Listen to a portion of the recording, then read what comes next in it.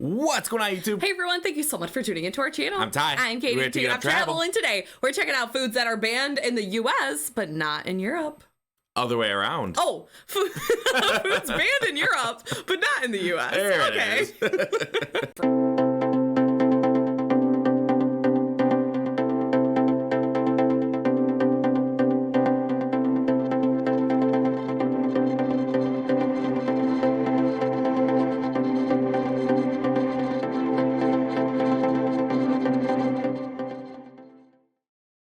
All right, let's go. Yes, the opposite of what I said. Yeah, so foods banned in Europe, but not in the US. Yeah. So we're going to see some foods that... I hope nothing we really like. Yeah, I know. Like, that's banned in other places. Right. But we just have That would be pretty shocking. Yeah. So we're going to check it out today. Yeah, it should be an interesting video. If it's your first time coming across our channel, please give us a quick subscribe. We'd greatly appreciate it. Hit the notification bell. We come out with videos every single day. We sure do. And thanks for watching this. Yeah. And let's get into it. Here we go. All right. All right, gonna pull it up. Just before we get started, some of you might know that I have another channel called Mega Projects, which is all about mega projects. If you don't subscribe to that, please do. Well, by popular demand, I wanted to cover some things on that channel that weren't quite mega enough for it. So I present to you a new channel called Side Projects, which is no longer that new, but hey, here we are. It covers secret Soviet space weapons, World War II's greatest airplanes, history's lost treasures, and the movement of London Bridge. I really hope it's nothing like town in a America. coffee we drink all the time or something. Times a week on Side Projects. So if you were Like thinking you don't Folgers or something. Yeah. Problem solved. Like, oh, just have that every morning. Right. No. The European Union is as suspicious as ever when it comes to foodstuffs containing chemicals, unnatural dyes, and meat treated with synthetic growth hormones. Since 1981, the EU has had stringent rules for the importation of food to its markets, and those rules have only gotten stricter with time. In 1989, it banned as many as 6 growth hormones, launching a trade dispute which has lasted 30 years and counting. In 2003, it permanently banned 1 synthetic growth hormone, while provisionally banning 5 others, and a whole host of dyes, chemicals, and preservatives are persona non grata in the EU as well. From hard-shelled candy delights, milk, dyed salmon, and beef and pork treated with all kinds of hormones. Here are 10 foods banned in parts of the European Union, but are not banned in the United States. Oh boy. Interesting. Here we go. Number 10, Skittles. While not banned in the entire... Wait. Oh. Really? Oh god. So if you go to some places in the UK, you will not find any Skittles. Banned. Wow. EU Skittles are banned in Sweden and Norway for containing yellow dye number 5 and 6. In most parts of the EU, all that's required of the Wrigley Company, a division of Mars Inc., is to include a disclaimer suggesting that the candy could cause adverse health effects and hyperactivity. Oh, gosh. Still, it's thought that these dyes can cause allergic reactions in some people, and FDA tests have shown that red dye 40, yellow 5, and yellow 6 all contain cancer-causing agents like benzodiazepine and 4-aminobiphentyl, and the levels released in the body could be much higher than the FDA is reporting, thanks to the fact that routine tests tend to find less of these cancer-causing carcinogens than when they actually pass through the colon. Still, we've never heard of anyone in the US being hospitalized after eating Skittles, but maybe that's just what they want you to think. Number 9, RBGH or RBST milk. The main reason cited by the European Union for banning both recombinant bovine growth hormone and its synthetic counterpart, recombinant bovine somatotropin, RBST,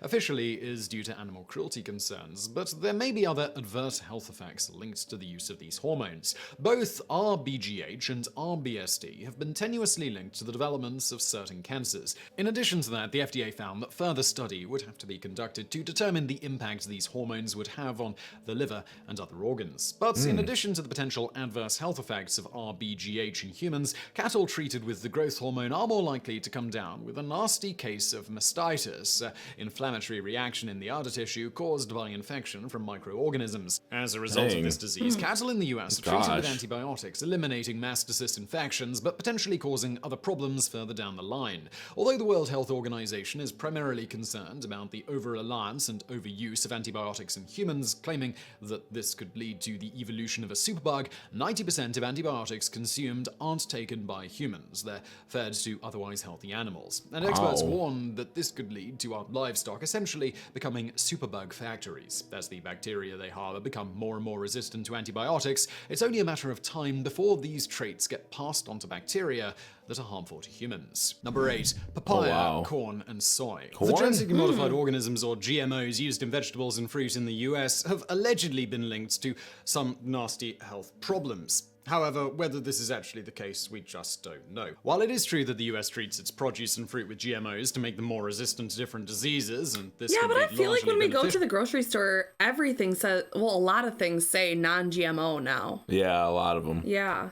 More research does need to be conducted in order to determine which of these is harmful to humans. Unlike the US and the FDA, the EU takes a far more cautious approach when it comes to approving GMOs, meaning that they must pass rigorous tests and environmental monitoring before they are deemed safe for consumption by citizens in their countries. However, even their system is not perfect. Recently, a batch of GMO-treated papaya began circulating through EU-controlled markets. The culprits appear to be farmers in Thailand who mass-produced GMO-treated crops. Number 7. Breads containing azodicarbonamide. Azodicarbonamide, ADA for short, is a chemical used to bleach breads in order to increase their shelf life. Recently, companies like Subway, McDonald's, and other fast food restaurants have come under fire for using this chemical. ADA is also the chemical that allows bubbles to form inside foams and plastics like vinyl. The EU banned ADA because of its potential harmful effects on human health. Both potassium bromates, a chemical used in bread that helps it rise in the oven, and ADA have been linked to kidney and thyroid cancers in rats. So if China, Brazil, and the European Union have all banned the use of this chemical in their breads, well, why haven't the US? The fact of the matter is that the FDA just doesn't think it's dangerous. After multiple studies, it's ruled that it's not harmful in humans. The question you have to ask yourself is, well, which research do you trust more?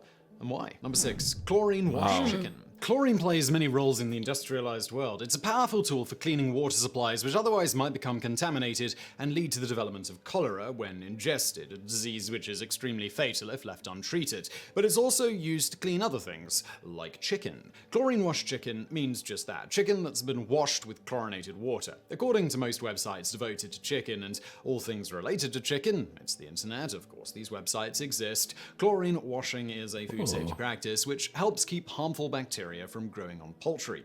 But while the EU doesn't think that washing your poultry in chlorinated water will lead to adverse health effects, they do think it's a method of covering up poor hygiene practices. This understandably has made US exporters incredibly angry, as it's a decision not based in scientific chlorinated evidence. chicken, I never knew that. Yeah, I never knew that. Number 5. Instant mashed potatoes. While the FDA will argue otherwise, the preservatives butylated hydroxyanazole, BHA, and butylated hydroxytoluene found in instant mashed potatoes, and pretty much every single packaged food you buy in the US, have been known to cause some cancers in rats. They're also known to impair blood clotting when consumed in high quantities, among other symptoms like hyperactivity. BHA and BHT are used primarily to prevent foods from excreting oils. This prevents them from going rancid and extends their shelf life. And you can probably guess what the European Union did about this. If you guessed that they outright banned them, then congratulations, you are correct. The strange thing about the situation is that the FDA admits that BHA and BHT are probably a bit carcinogenic in nature. The FDA certified. So I wonder if that means there's no instant mashed potatoes or just the ones with that in it. But this just means right. Like, is there and no? when I was looking at that, here, go back for a second. Yeah, like, is there no instant mashed potatoes then? I don't know, but or just containing this? See, on that article though, it says it can also be found in breakfast cereals, chewing gum, butter, shortening meat, dehydrated potatoes, and beer. Oh wow. Wow. Bag of chips. Yeah, interesting. Yeah. Carcinogenic in nature. The FDA certified. Or do they just have better instant mashed potatoes? Generally recognized as safe, but like with the GMO foods, like there's some that are non-GMO, so are there some that are non-BHA? Yeah. Interesting. That they're only regarded as safe up until a certain amount is consumed and never underwent pre-market review. Number 4, Mountain Dew. You might be surprised to learn that your favorite lemon lime soda may contain a chemical typically used in a flame retardant, and this is an ingredient that has been banned in over 100 countries. The FDA tested the ingredients in Mountain Dew and found yeah, that but don't they say like Coca-Cola's bad too? It is. Yeah, but like, is it the same? Like, as Mountain Dew? Data on one of its main ingredients, brominated vegetable oil, to decide whether or not it was safe to consume, although it's still labeled as GRAS. It has the yellow 5, just like in the Skittles. Across the pond, it's a different story. Because it competes with iodine for receptor sites in the body, high levels of brominated vegetable oil in humans can lead to thyroid problems, autoimmune diseases, and potentially cancer. In fact, bromine is considered a toxin. Although brominated vegetable oil is still legal in the United States, Pepsi and Coke decided to remove the ingredient from their soft drinks after public backlash. Number 3, farmed salmon. Eating salmon has all kinds of health benefits, but people consuming anything other than freshwater or organic salmon might be consuming a harmful carcinogen. The European Union has outright banned farm-raised salmon for good reason. So what exactly separates farmed salmon from freshwater salmon? Well, that's the fact that salmon that are raised on farms are typically fed an unnatural diet of grain, antibiotics, and other drugs that leave their meat an unhealthy-looking grey. Propagators of farm-raised salmon use a chemical known as astaxanthin to dye the unhealthy grey away. You're probably guessing astaxanthin has been banned in the EU due to health concerns, and you'd be right. What's more is that freshwater salmon growing up on natural food sources retains a vibrant pink quality. Number 2, US pork. Pigs in the United States are typically given food laced with ractopamine, a growth promotion drug which helps animals remain lean. The drug basically mimics the effects of stress hormones, allowing for the production of more meat while keeping feed consumption relatively low. So what might be the problem with this? Well, the company that produces the drug, Elanco, did their own testing on the drug, and this might be a decent indicator that some corners might have been cut. Shortly after the FDA approved the drug for use in American pork products, farmers began reporting that more and more pigs became non-ambulatory, which is a fancy way of saying that they can't stand or walk. These pigs tend to get treated very poorly in US slaughterhouses, getting trampled and dragged by workers and electrically shocked by cattle prods in a cruel effort to get them moving again. More than 218,000 pigs are recorded as having this condition. The FDA accused Elanco of withholding information. But despite this news, the drug is still allowed in the US. All that's changed is a big old disclaimer listing the drug's side effects. On this one, we can't really blame the EU for banning it. Sometimes being cautious pays off. Number 1, US beef. Much like the EU's reasoning on banning US-sourced milk, meat sourced from cattle raised on growth hormones cannot be imported to the European Union. Believe it or not, this decision has resulted in a long-standing trade dispute between the US and the EU, lasting 30 years and counting. Unlike milk, however, the ban on US beef extends to 6 different growth hormones, with estradiol being permanently banned and 5 others provisionally banned. This has resulted in US retaliation in the form of tariffs on selected food imports from the EU, an action that the EU has heavily criticized. Not all US beef is banned in the EU, though. Just recently, yeah, I was gonna say, because if we go to like the supermarket, you can see different types of beef, and like, you know, you'll see the really green, the lean, the fresh raised, you know, all that. Yeah. So I don't think it's all beef.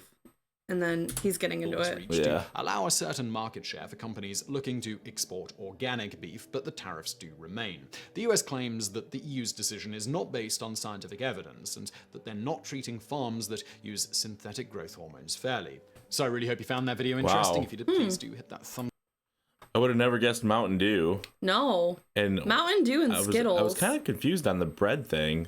So like, I was thinking it was just white bread, but in that picture it shows whole wheat too. Yeah, it was like something that's in the bread to make it last longer. Yeah. This thing. So I wonder what breads that includes. That azidocarbon. Oh yeah, Mountain Dew. Well, not a lot of stuff we have really. Yeah. So. Yeah, I was like, all right, it's gonna be coffee we drink every morning. Or something. Yeah. Yeah. But interesting. Wow. Yeah, really interesting. Huh. Yeah. A lot of like milk, meats, things like that. Yeah. Wow. Wow. Huh. But yeah, instant mashed potatoes. That's my main question. Yeah. So is there no instant mashed potatoes at all? Or just the ones containing that? That's what I want to know. Right. Oh, well, if you have an answer, let us know in the comments.